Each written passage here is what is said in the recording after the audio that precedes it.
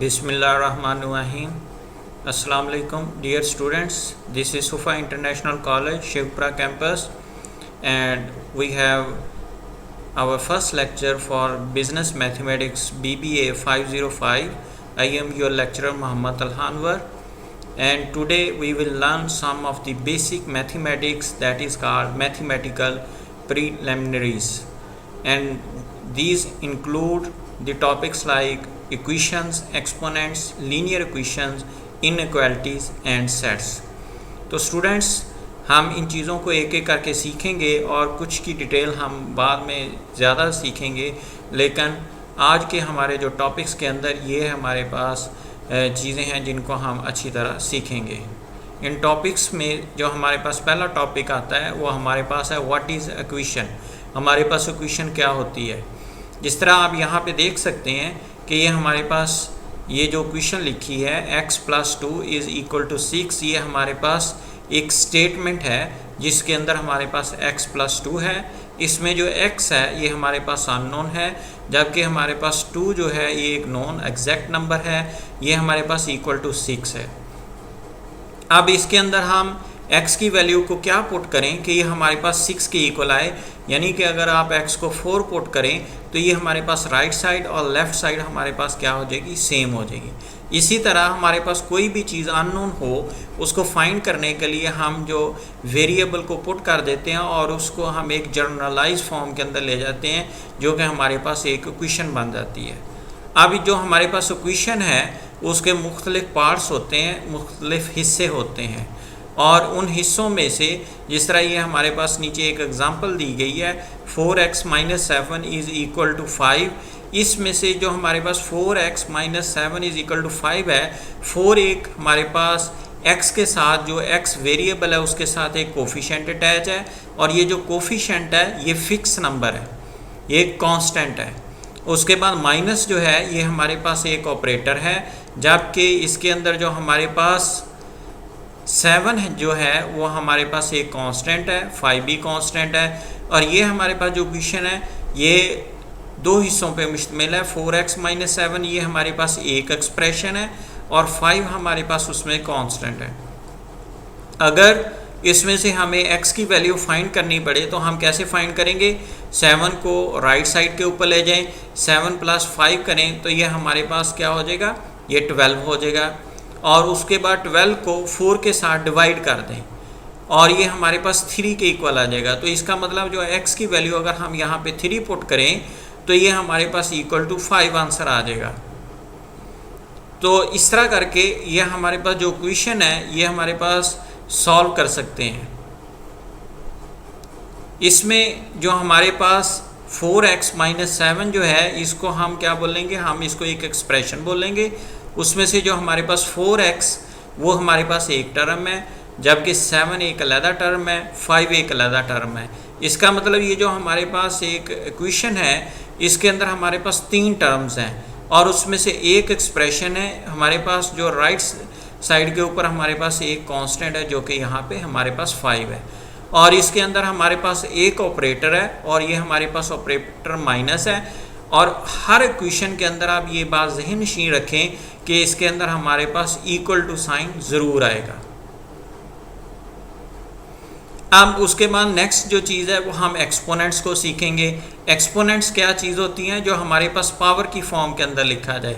जिस तरह ये हमारे पास 8 की रेज़ पावर 2 लिखा है, इसका मतलब ये है कि आपने 8 को 2 टाइम मल्टीप्लाई कर देना है, और y की रेज़ पावर 3 से मुराद क्या है, y को हम 3 टाइम मल्टीप्लाई करेंगे। और नीचे एक एग्जांपल लिखी है y² × z, इसका मतलब y को 2 टाइम मल्टीप्लाई करें और फिर फर्दर z के साथ आप उसको मल्टीप्लाई करें। अब इसमें से जो हमारे पास 8, y या z जो हैं ये हमारे पास बेसिस हैं, और जो हमारे पास इसकी जो पावर है 2, 3 और 2 ये हमारे पास पावर फॉर्म है। जिस तरह यहाँ पे हमारे पास z है, आपको पता है अगर किसी पे भी पावर ना लिखी हो तो उसका मतलब ये है उसकी जो एक्सपोनेंट है उसकी वैल्यू हमारे पास 1 है।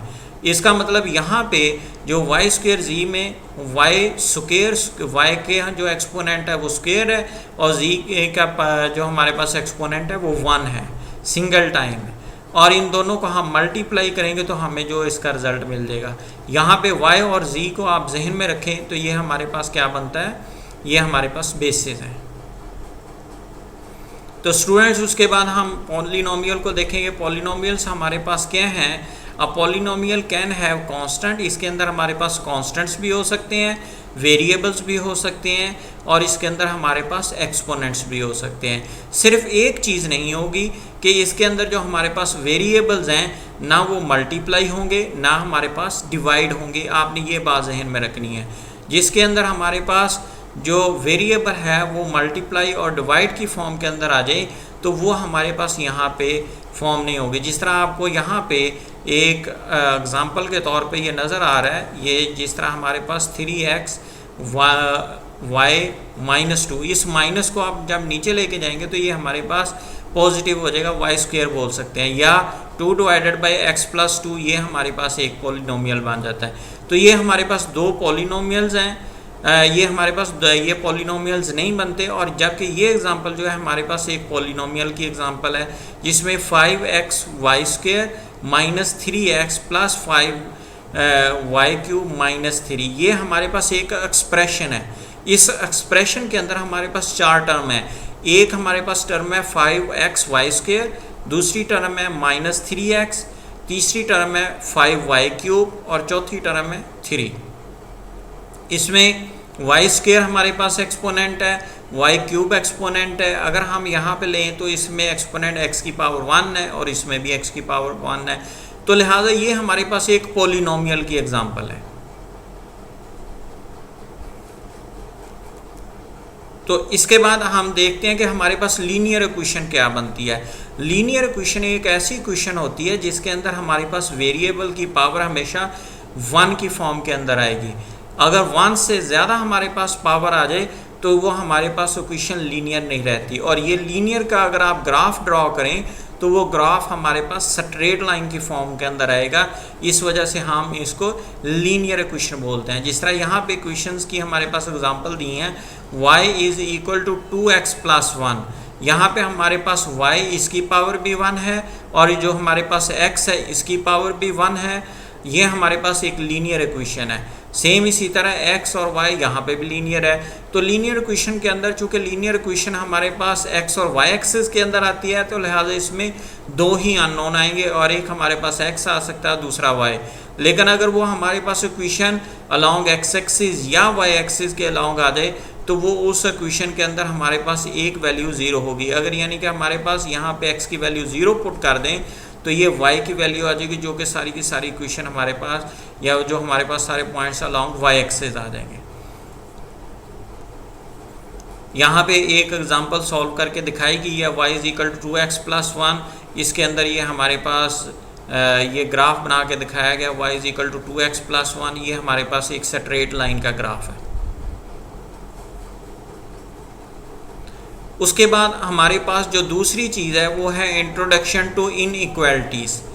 जो इनइक्वालिटीज़ जो हैं वो हमारे पास क्या चीज़ होती हैं कि जिसके अंदर हमारे पास इक्वल ना हो, यानी कि हमारे पास अगर एक एक्सप्रेशन दूसरी एक्सप्रेशन के इक्वल ना हो उसको हम इनइक्वालिटीज़ बोलते हैं। तो ये हमारे पास जो सिंबल है ये हमारे पास ग्रेटर देन और इक्वल टू है और ये हमारे पास सिंबल जो है लेस देन और इक्वल टू है। यानी कि हमारे पास यहाँ पे दो पॉसिबिलिटीज़ हैं, एक हमारे पास है x इज़ ग्रेटर देन और इक्वल टू 1 और दूसरी हमारे पास पॉसिबिलिटी है y इज़ लेस देन और इक्वल टू 3। तो यहाँ पे हमारे पास दो पॉसिबिलिटीज़ हैं इसके अंदर जो कि हमारे पास x और y के लिए है। ये हमारे पास चार तरह से ये हमारे पास इनइक्वालिटीज़ डील हो सकती हैं। एक हमारे पास है ग्रेटर देन और ये हमारे पास है लेस देन। इसका मतलब ये है कि हमारे पास यहाँ पे x + 3 इज़ ग्रेटर देन 2 और ये 7x इज़ लेस देन 28। ये हमारे पास है ग्रेटर देन और इक्वल टू, ये हमारे पास है 5 इज़ ग्रेटर देन और इक्वल टू x - 1 और ये हमारे पास है 2x + 1 इज़ लेस देन और इक्वल टू 7। यानी कि जब यहाँ पे हम y की डिफरेंट वैल्यूज़ पुट करेंगे तो उसके लिए दो पॉसिबिलिटीज़ आएंगी, एक हमारे पास होगी इसके इक्वल के लिए और एक होगी उस वैल्यू से लेस के लिए। तो नेक्स्ट वाला जो हमारा टॉपिक है वो है सेट्स। सेट्स कोई भी हमारे पास कलेक्शन हो, नंबर्स की हो या किसी एलिमेंट्स की हो, उनको हम एक ख़ास मेथड के साथ उसको अरेंज करके रख लें तो वो हमारे पास सेट्स बन जाते हैं। जिस तरह यहाँ पे हमारे पास 1A11, इसके अंदर 1 हमारे पास नंबर है और A अल्फ़ाबेटिक है, तो ये एक हमारे पास सेट्स है जिसके अंदर 3 नंबर हैं और एक अल्फ़ाबेटिक है। नेक्स्ट वाला जो सेट है उसके अंदर हमारे पास हमारे पास एक नंबर है, 3 अल्फ़ाबेटिक है। और नेक्स्ट वाला जो सेट है उसके अंदर हमारे पास एक हमारे पास नंबर है और एक ही अल्फ़ाबेटिक है। अब अगर इसको लिखना हो कि ये हमारे पास कैसे होता है, 1A बिलोंग्स टू बोल लें, या इसको आप बोल सकते हैं 1 इज़ द मेंबर ऑफ 3 4 5। इसका मतलब 1 3 4 5 में से बिलोंग करता है, इस सेट में से बिलोंग करता है। और अगर इसको सेट फॉर्म में लिखना हो तो ये हमारे पास है x वेरिएबल है, x is the part of p set that contain x। इसको हम इस तरह करके पढ़ सकते हैं। और यहाँ पे x is such that x is the member of natural number and x is less than or equal to 2 and x is greater than or equal to 5। ये इस तरह करके हम नंबर्स को बता सकते हैं कि हमारे पास जो x है वो नेचुरल नंबर से बिलोंग करता है और जो x है वो उसकी रेंज कहाँ तक है, ये हमारे पास 5 और 2 के दरमियान में लाई करेगा।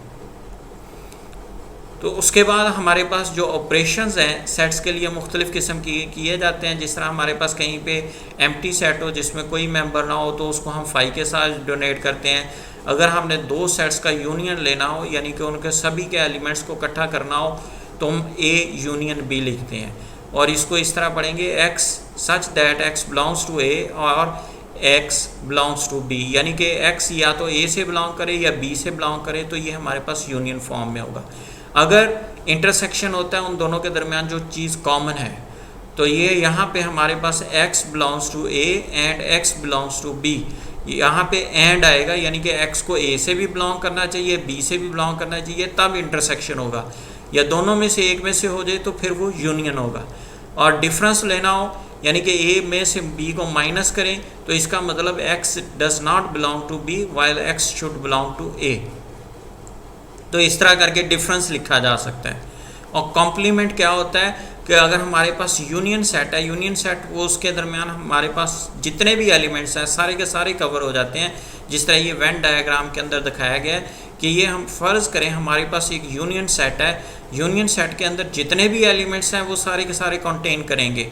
उसके अंदर हमारे पास A सेट बिलोंग करता है, फिर उसके अंदर B सेट बिलोंग करता है, और फिर उन दोनों के कॉमन के अंदर भी हमारे पास कुछ एलिमेंट बिलोंग करते हैं जिसको इंटरसेक्शन फॉर्म में लिखते हैं। मसलन हमारे पास यूनियन के अंदर है 1 2 3 4 5 6 7 तक नंबर है।